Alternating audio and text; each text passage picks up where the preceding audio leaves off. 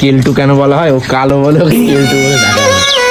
ঠিক আছে, मुझे काला क्यों बनाया? गोरा बनाती तो तुम मैला हो जाता है। তো গাইস পড়তে এসেছিলাম আজকে, এই বন্ধু আমাকে এই খাতাটা গিফট করলো। গিফট বলতে আমি নিয়ে নিলাম সেই। তো দেখাই যাচ্ছে খাতাটা, মোটা বেশি লেখেনি, 2 থেকে 3 পেজ লেখা আছে খাতায়। এই দেখো পুরো একদম মোটা খাতা, অনেক বন্ধুকে দেখাই অনেক দামি। এই যে বন্ধু দেখি খারাপ মনে, তুমি কি খারাপ মনে করেছো? তোমার থেকে খাতাটা নিয়েছি।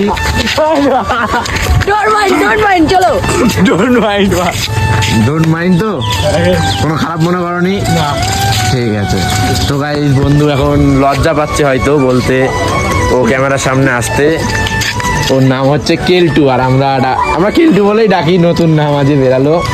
আর আসল নাম হচ্ছে ওর বাবু, আর একটা হচ্ছে দীপ নাম।